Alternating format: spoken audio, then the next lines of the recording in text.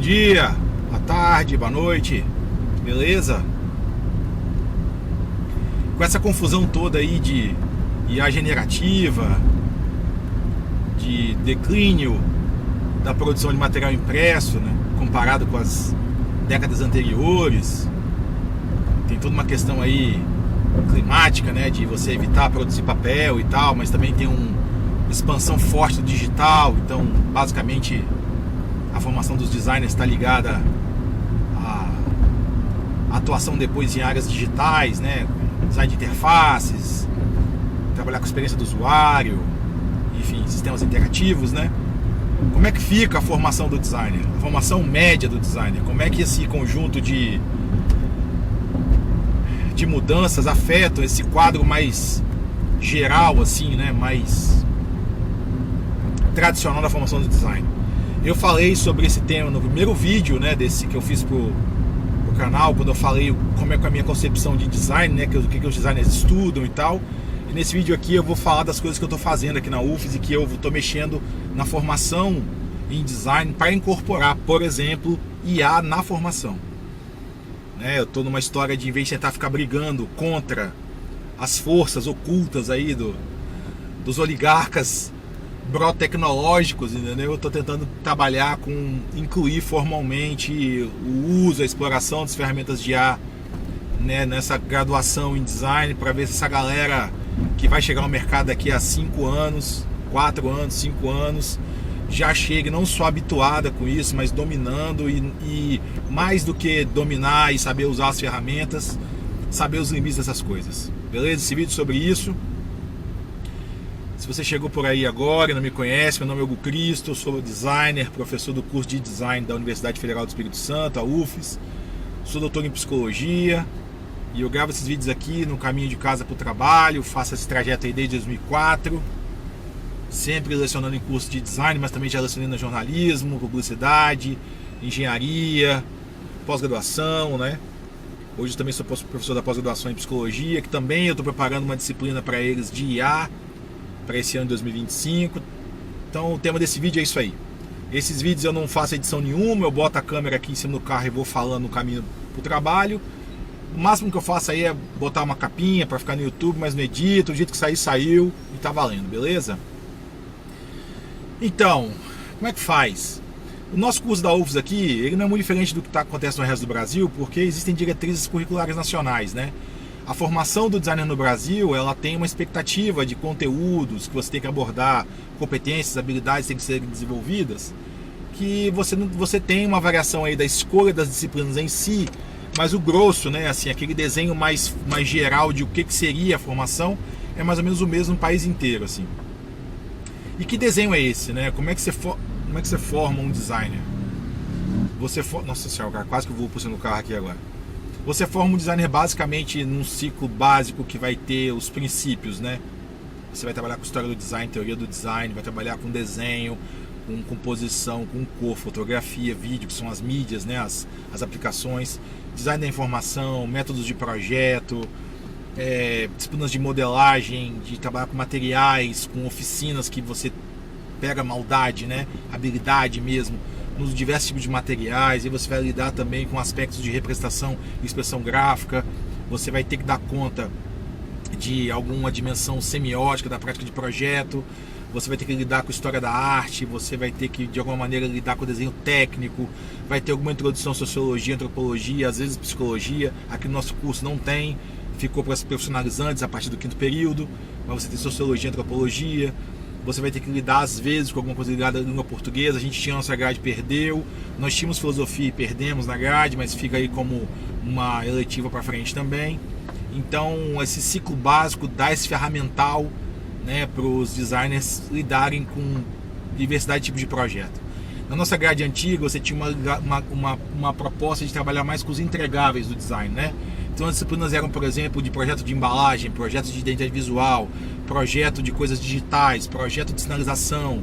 Agora não, você tem uma coisa mais geral primeiro e depois você aborda essas atuações profissionais do 5º período em diante. Mas o que fica mesmo do ciclo básico, essa formação mais mas dos fundamentos de fato, né? Aquilo que você vai, independente da área que você for, tipo composição, cor, tipografia, você vai usar em qualquer área, não faz diferença, né? Ah, vou trabalhar com projeto de produto. Você vai lidar com isso de alguma maneira também.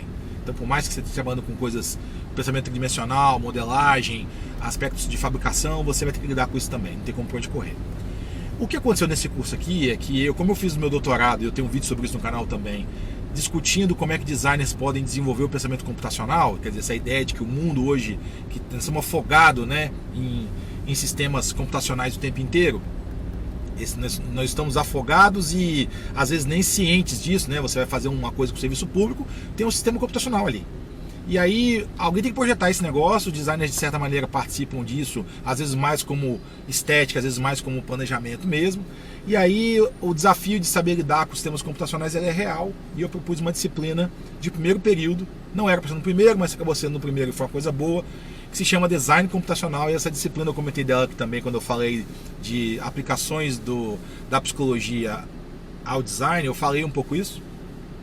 Essa disciplina basicamente é a disciplina que eu trabalho com princípios da computação, conceitos da computação, e eu aplico esses conceitos e princípios em atividades que os alunos fazem, que primeiro é uma coisa meio jogo, tem um foguetinho na tela, que essa é a minha tese de doutorado, né? Uma linguagem de programação, que você controla um foguete na tela, que ele coleta as estrelas assim, enquanto tenta desviar de umas bombas, são asteroides, que os alunos batizaram de bombas o nome, e que depois eu desligo esse tabuleiro que tem as estrelas, o foguete e os asteroides, e vira uma tela em branco que eles podem desenhar com os mesmos conceitos. Então o cara, como ele movia um foguete, ele move uma caneta. Para chegar nessa história aí, eu trabalho com eles uma série de conceitos da computação, assim, mais amplos, mais abstratos de alto nível. Por exemplo, o que é comunicação na computação? O que é a ideia do que é computação, né? O que é coordenação de sistemas computacionais? O que é você avaliar a eficácia e a eficiência do sistema computacional? Então, tem questões de alto nível e tem questões aplicadas, tipo você usar a linguagem de programação, você de uma forma ou de outra vai ter que lidar com laços, com sequências, com condicionais, com operadores, variáveis, com eventos. Então você tem essas coisas, né, que você trabalha aplicação e fundamentos, né? O que aconteceu é que eu fiz essa pesquisa de doutorado em 2010, 2014, que era um momento que a gente já estava meio que na segunda fase da chegada do pensamento computacional às áreas criativas. A primeira fase nos anos 2000 foi onde eu comecei a pensar no assunto, eu já dava aula de programação para designers, e aí depois de 2010, é a segunda fase, você tem a consolidação disso. Tem um monte de linguagem de programação disponível, você tem um monte de livros escritos sobre o assunto, então já ninguém discutia mais se tinha que ensinar isso ou não. Tem que ensinar, a questão é como. E o caminho que eu fiz foi esse. O que aconteceu de 2015, 16 para frente é que você começou a ter ferramentas de design generativo aplicadas que aplicavam, na verdade, a IA generativa, né? O design generativo é essa ideia de que eu programo para poder já propor variações de projeto sem necessariamente que aquilo seja o planejamento das variações já acompanha, né, o projeto. Então, por exemplo, eu tenho identidade visual que eu já proponho todas as variações dela, ajustando parâmetros de maneira interativa, e ele dá a saída lá nas curvas, por exemplo. Isso é generativo. Ou fazer uma identidade visual que ela é mutável e tal, tem muito disso. Em 16 para frente começou a aparecer o seguinte: os estudos sobre IA generativa estavam avançando, e você começou a levar para as artes, para o design da arquitetura, a oportunidade de você gerar coisas de fato com o IA, não só variar parâmetros, né? O caso mais clássico disso é The Next Rembrandt, que é aquele Rembrandt que foi feito pelo grupo ING e Microsoft na Holanda, tentando fazer um novo Rembrandt a partir das pinturas do Rembrandt que já existiam. E desde então você também observou assim, um monte de iniciativas da Adobe, tipo Adobe Sensei, lá para trás e tal. Em 16 eu escrevi um texto para o meu Medium, falava sobre isso. Em 19 eu apresentei um trabalho num congresso em Buenos Aires que eu falei sobre isso também. E eu desde então venho trabalhando com essa história. É uma encrenca danada, mas não tem o que fazer, tem que lidar com isso aí. O negócio é que eu discuti ainda na disciplina de design computacional aspectos de programação, já tendo um pouco dessa mudança de IA no horizonte, mas normalmente tem agora. Então o que eu vou fazer a partir de 2025, né, o semestre que começa em abril, eu vou dar um passo para trás e reiniciar minha disciplina para ser uma disciplina que vai explorar de maneira mais frontal os princípios da computação e os conceitos da computação, tendo as ferramentas de IA como norte, não mais programação. Eu posso sim chegar a trabalhar com programação se for esse o caso, mas vou mudar um pouco da história. A dinâmica de aula minha hoje é o seguinte: eu tenho um sistema de personalizado de ensino, que é o Fred, que eu fiz no meu pós-doutorado, que é como se fosse um Google Classroom, né? Só que não é um Google Classroom porque, primeiro, ele não é do Google, então ele não rouba nada de ninguém, nem vigia você. E segundo, que ele permite que cada estudante tenha um percurso mais ou menos próprio dentro do sistema. Você tem uma coisa de avançar no tempo deles, quem é mais adiantado pode avançar, quem é mais lento pode fazer de novo os módulos, e toda uma história que depois eu posso contar. Tem um vídeo meu, inclusive, de uma live que eu participei durante a pandemia, que eu explico um pouco como ele funciona. Ele está na versão 23 agora, ele começou em 2021, eu fiz um update dele em 2022, 2023 tem a versão nova, que é a que está em uso agora. E isso é um barato que você usa uma série de tecnologias de personalização do ensino para esses caras aprenderem a programar. Eu vou abrir mão disso também, eu vou voltar para o analógico. O que eu vou fazer agora em 2025 é transformar a minha disciplina de design computacional em uma disciplina analógica, basicamente de computação desplugada uma parte do tempo. Tem uma área que trabalha com isso, de computação desplugada, que é você ensinar os princípios da computação sem precisar de computadores. E eu vou tratar os computadores como ferramentas. Se o problema que a gente quiser resolver na disciplina envolver algum tipo de programação, vai ter programação. Se envolver algum tipo de software, vai envolver software. Mas se for uma solução puramente esquemática, em termos de fluxogramas, que analisa o funcionamento de algum tipo de sistema, nós não vamos construir nada, vai ser só o fluxograma. Como é que eu vou fazer isso? O Fred, ele sempre foi mais um princípio do que um sistema. Eu desenvolvi ele como teste analógico em 2017, 2019, nesse período que eu fiz pós-doutorado em 2018. Então em 2018 eu estudei mais os princípios, eu fiz um modelo conceitual dele, que eu aplico ele com papel se eu precisar, não preciso ter computador. E em 20, por causa da pandemia, eu comecei a construir ele para ser digital, mas ele pode ser analógico de novo. E as vantagens dele ser analógico são inúmeras. Primeiro que a gente tem uma série de estudos já mostrando que o uso desses chat GPT da vida na rotina dos alunos prejudica a capacidade de escrita, por exemplo, deles.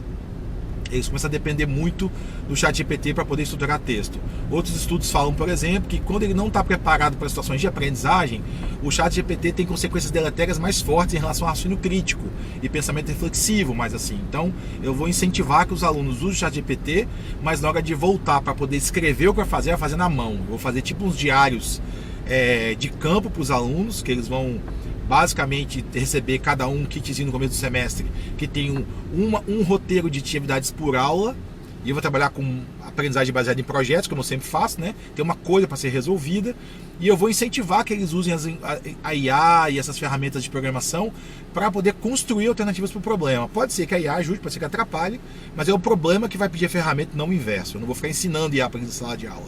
Se o problema que eles vão resolver precisa ou pode ser beneficiado pelo uso de IA, que assim seja. Como fundamento teórico, eu vou trabalhar com a teoria do controle perceptivo, que eu mencionei num vídeo não tem muito tempo aqui no canal. Eu vou colocando esses vídeos aqui nos cards, tá, gente? Quem quiser assistir.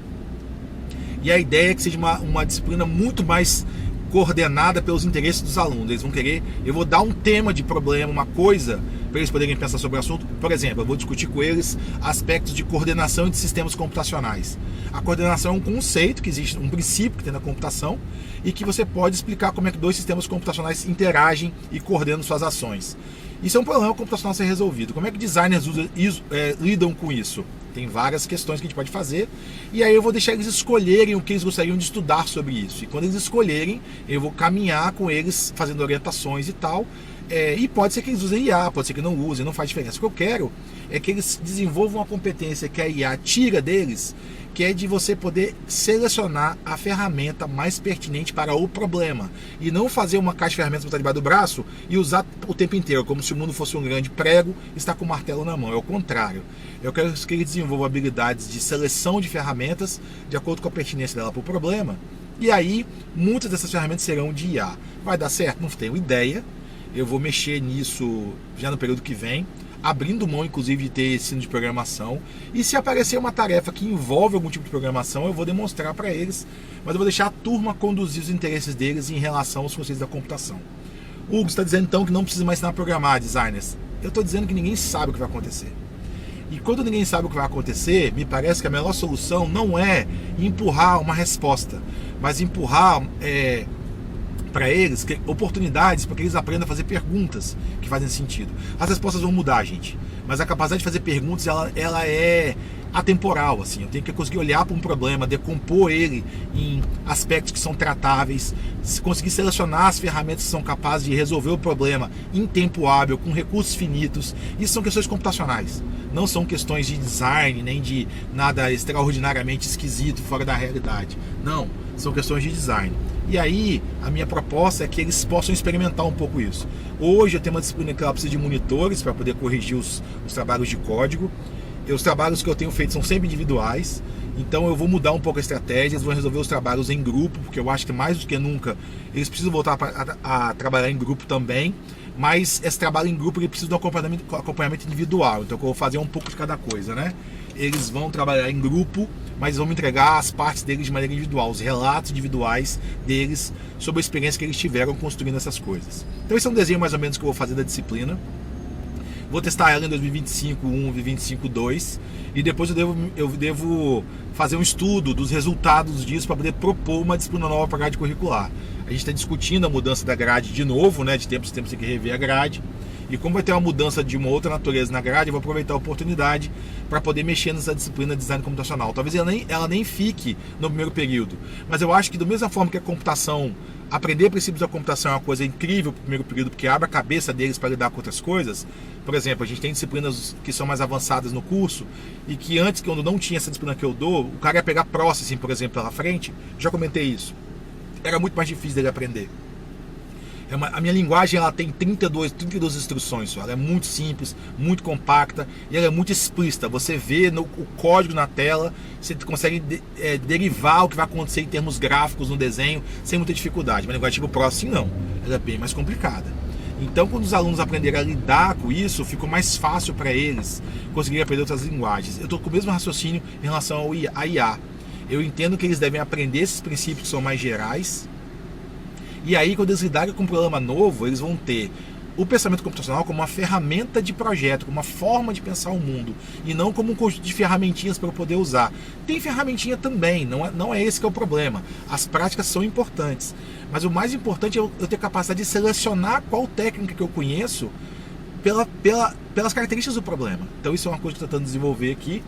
Eu vou fazer um curso, eu comentei no último vídeo que eu fiz, quando estava falando um pouco sobre... não lembro o que era. Mas é o vídeo que eu fiz antes desse. O 15º vídeo.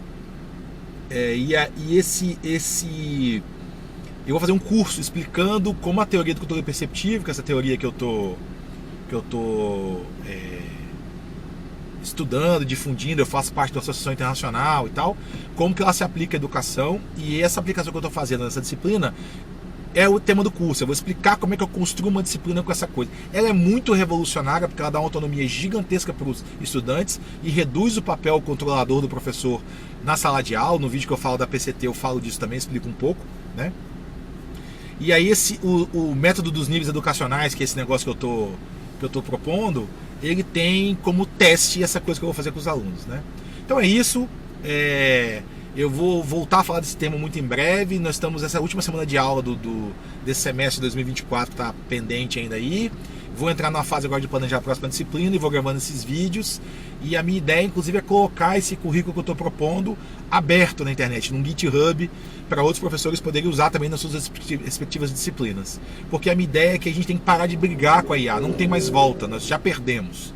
Não vai ter como ninguém, neste planeta pelo menos, não sei em Marte, quando Elon Musk chegar lá, né?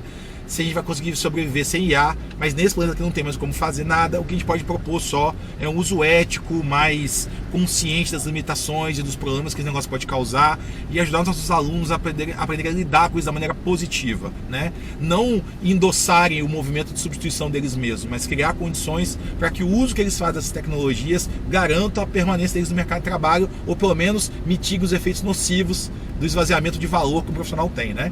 Então é meio isso, valeu! Sextou aqui, 36 graus, bicho, pelo amor de Deus, em Vitória, nessa sexta-feira, protetor solar sempre, cinto de segurança, vamos aí, valeu!